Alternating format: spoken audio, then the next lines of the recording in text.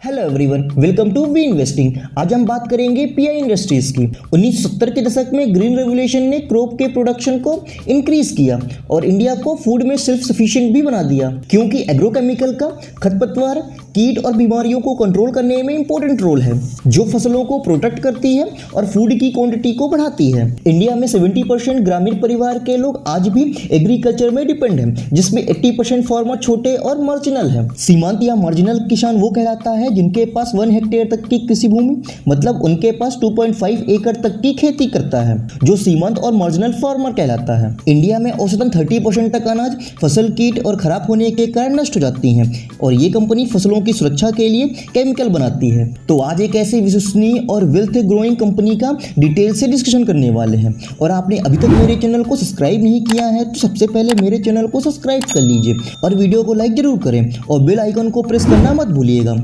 चलिए वीडियो को स्टार्ट करते हैं। पीआई इंडस्ट्रीज एग्रोकेमिकल के बिजनेस में है, मतलब एग्रीकल्चर में यूज होने वाले केमिकल बनाती है, और pi industries other global company के लिए भी एग्रोकेमिकल के प्रोडक्ट को मैन्युफैक्चरिंग करती है। साथ ही एग्रीकल्चर में 2 टाइप के केमिकल यूज होते हैं, फर्टिलाइजर, क्रॉप प्रोटेक्शन। फर्टिलाइजर जो क्रॉप को बढ़ाने में हेल्प करता है, जो पेड़ पौधों को वृद्धि में हेल्प करने के लिए यूज किया जाता है। ये केमिकल सॉइल, मिट्टी और पत्तियों पर छिड़काव किए जाते हैं। सेकेंड है क्रॉप प्रोटेक्शन। क्रॉप प्रोटेक्शन क्या है कि ये फसलों को खरपतवार और कीट से प्रोटेक्ट करती है। ये जो पीआई इंडस्ट्रीज कंपनी है, ये मेजरली क्रॉप प्रोटेक्शन के बिजनेस में जुड़ी हुई है। साथ ही ये फंगीसाइड, हर्बिसाइड्स, इंसेक्टिसाइड और स्पेशलिटी जैसे प्रोडक्ट कैटेगरी बनाती है। और इन सभी कैटेगरी के प्रोडक्ट में कंपनी के पास बहुत ऐसे स्ट्रॉन्ग ब्रांड हैं जिनकी डिमांड मार्केट में बहुत ज्यादा है। और pi industries domestic and global market के एग्रोकेमिकल के क्षेत्र में स्ट्रॉन्ग लीडिंग प्लेयर है, जिस कारण से अपने हर प्रोडक्ट को तेजी से लॉन्च करता है। साथ ही उस प्रोडक्ट का लाइसेंस लेकर कंपनी खुद ही सेल करते हुए देखने को मिलता है, क्योंकि मार्केट में इसके प्रोडक्ट की बहुत डिमांड है। पीआई इंडस्ट्रीज एग्रोकेमिकल के साथ फार्मास्यूटिकल में भी तेजी से काम कर रहा है, क्योंकि पिछले कुछ समय से देखें तो कंपनी बहुत सारे प्रोडक्ट डेवलपमेंट किए हैं, जिसके चलते फार्मा इंडस्ट्रीज में भी अपनी पकड़ मजबूत करना चाहती है। अब इस कंपनी का बिजनेस मॉडल देखें तो पीआई ने global custom synthesis and manufacturing industries में अपनी लीडरशिप को बढ़ाया है। ये कंपनी नए नए केमिकल पर रिसर्च करती है, फिर उनका क्लिनिकल टेस्ट करती है, जिससे इस कंपनी का अच्छा खासा पैसा खर्च होता है। और वो ग्लोबली बड़े बड़े इनोवेटर हैं, रिसर्चर हैं, जो इन केमिकल का रिसर्च करती हैं और उन्हें यूजफुल बनाती हैं, जिससे वो क्रॉप को और इम्प्रूव हो सके। पीआई इंडस्ट्रीज बड़े बड़े ग्लोबल कंपनी के साथ वर्क करता है, वो भी एज ए पार्टनर वर्क करती है, और इन सब में टेस्टिंग, रिसर्च एंड ट्रायल में भी हेल्प करता है। फिर पीआई इंडस्ट्रीज इन बड़े बड़े कंपनी के प्रोडक्ट को इंडिया में मैन्युफैक्चरिंग करती है और उसे एक्सपोर्ट करती है, और वो इन प्रोडक्ट की भी फिजिकल केमिकल टेस्टिंग करती है और उनके प्रोसेस को भी डेवलपमेंट करती है। साथ ही ये ग्लोबल कंपनी के साथ मिलकर नए ड्रग्स को लॉन्च करने में हेल्प करती है, क्योंकि पीआई इंडस्ट्रीज इन नए प्रोडक्ट की मैन्युफैक्चरिंग करती है तो वो उन प्रोडक्ट को इंडिया में डिस्ट्रीब्यूट करती है और उनके लिए मार्केट तैयार करती है। बाद में ये खुद प्रोडक्ट का लाइसेंस लेकर खुद भी इन्हें बेचती है, और ये custom synthesis and manufacturing business पर ज़्यादा फोकस भी रहते हैं। इससे ये हाई ग्रोथ डिलीवर करते हैं और इंडिया में one of the biggest player में से एक है।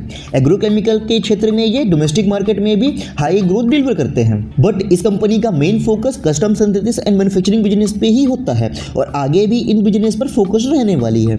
अब इस कंपनी के डिस्ट्रीब्यूशन नेटवर्क देखें तो ये कंपनी दुनिया भर में 9 zone official, 28 डिपोट्स, 10,000 active distributors and 1 lakh retailer हैं, जो डिस्ट्रीब्यूशन नेटवर्क को ऑपरेट करती है। अब इस कंपनी के मेजर सर्विसेज की बात करें तो pi industries research and development centre, custom synthesis and manufacturing services, distribution services, marketing, solutions and regulatory service provide करती है। बेसिक समझने के बाद अब समझते हैं इस कंपनी के फाइनेंशियल के बारे में। इस कंपनी की फाइनेंशियल स्टेटमेंट के बारे में जान लेते हैं। कंपनी के ओवरऑल रेवेन्यू के ग्रोथ के बारे में बात करें तो लास्ट 5 ईयर में कंपनी के सेल्स में 22.86% के CAGR से ग्रो किए हैं, और लास्ट 10 ईयर में इस कंपनी ने 19% से ग्रो किए हैं। और ये नंबर हमें और भी इंक्रीज देखने को मिला है, जहां लास्ट 3 ईयर में 35.5% के CAGR से ग्रो किया है। और कोरोना के बाद से हमें इस कंपनी में अच्छा ग्रोथ देखने को मिला है, क्योंकि बहुत सी कंपनी अदर कंट्री के कंपनी पर डिपेंड थी, जैसे चाइना, बट कोरोना के बाद से इस कंपनी को काफ़ी डील मिलना स्टार्ट हो गया है, जिस कारण से इस कंपनी के सेल्स में भी अच्छा ग्रोथ देखने को मिला है। और यही इसका इम्पैक्ट नेट प्रॉफिट में भी देखने को मिला है। वहीं कंपनी के ओवरऑल नेट प्रॉफिट के ग्रोथ की बात करें तो लास्ट 10 ईयर में 28.32% की CGR से ग्रो किए हैं और लास्ट 5 ईयर में इस कंपनी ने 27.75% की CGR से गुड प्रॉफिट ग्रोथ डिलीवर किया है। और ये जो नंबर आप देख रहे हैं आगे भी ऐसे ग्रो करते हुए देखने को मिलेगा, क्योंकि जैसे जैसे कंपनी के सेल्स में ग्रोथ देखने को मिला है आगे भी ऐसे ग्रोथ देखने को मिला तो इसके नेट प्रॉफिट में आपको इससे बड़ा नंबर देखने को मिल सकता है। इस कंपनी के ऑपरेटिंग प्रॉफिट मार्जिन देखें तो इसमें ज़्यादा बड़े ग्रोथ देखने को नहीं मिला है, इसमें लगातार कांस्टेंट ग्रोथ देखने को ही मिला है। वहीं मार्च 2023 में 24% का ऑपरेटिंग प्रॉफिट मार्जिन देखने को मिला है, लेकिन इस कंपनी के सेल्स और नेट प्रॉफिट में जबरदस्त ग्रोथ दिखाई दिया है और ऐसे ही आगे भी ग्रोथ देखने को मिल सकता है और कंपनी को और भी ज़्यादा परफॉर्म करते हुए देखा जा सकता है। अब इसके नेट कैश फ्लो की बात करें तो मार्च 2023 में इस कंपनी के पास 522 करोड़ का कैश है और 2019 और 2022 में ये नंबर माइनस में था, लेकिन इसके बाद इस कंपनी के कैश फ्लो में अच्छे नंबर देखने को मिला है। अगर आप कैश फ्लो के बारे में जानना चाहते हैं कि कैश फ्लो क्या होता है और कंपनी कैसे अपना कैश फ्लो निकालती है तो आप इस वीडियो को जरूर देखें। इसका लिंक ऊपर आई बटन में और डिस्क्रिप्शन बॉक्स में मिल जाएगा, वहां जाके वीडियो देख सकते हैं।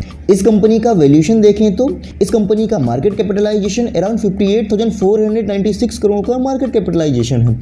बुक वैल्यू अराउंड 47.4 रुपीज का है।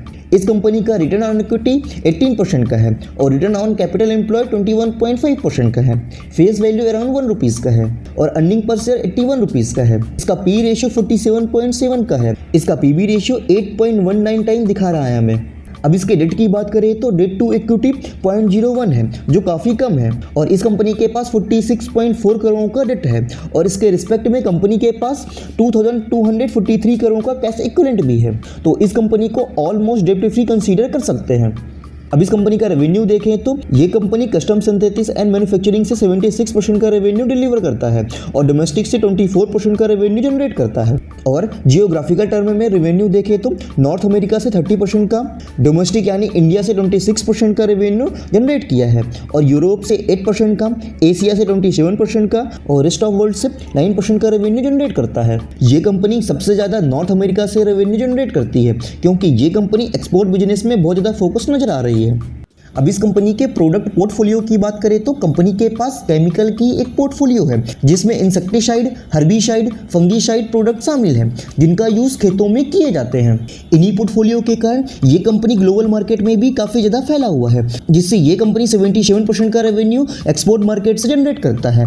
ये कंपनी 4 ग्लोबल ऑफिस के साथ 30 से अधिक कंट्रीज में इसकी मार्केट है और ये इंडिया में जेनेरिक केमिकल का बिगेस्ट प्रोड्यूसर में से एक है। साथ ही ये कंपनी एग्रीकल्चर में यूज होने वाले केमिकल कस्टमर को ऑफर करती है। अब इस कंपनी के रिसर्च एंड डेवलपमेंट सेंटर देखें तो पीआई इंडस्ट्रीज अपने प्रोडक्ट की क्वालिटी को बेटर बनाती है। साथ ही नए नए प्रोडक्ट के लिए रिसर्च एंड डेवलपमेंट पर काफ़ी बड़ी मात्रा में जांच करती है। लगभग हर साल कंपनी अपने रेवेन्यू का 3 से 4% का केवल रिसर्च एंड डेवलपमेंट सेंटर पर इन्वेस्ट करता है, जिस कारण से कंपनी नए नए प्रोडक्ट पर बहुत फोकस्ड भी रहती है। ये था इस कंपनी के ऊपर डिटेल एनालिसिस।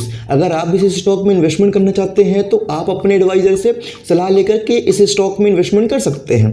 और आप भी ऐसे क्वालिटी कंटेंट से रिलेटेड वीडियो पाना चाहते हैं तो मेरे चैनल को सब्सक्राइब कर लीजिए और आपने अभी तक अपना डीमैट अकाउंट ओपन नहीं करवाया है तो अपना डीमैट अकाउंट ओपन करवा लीजिए। इसका लिंक डिस्क्रिप्शन बॉक्स में मिल जाएगा।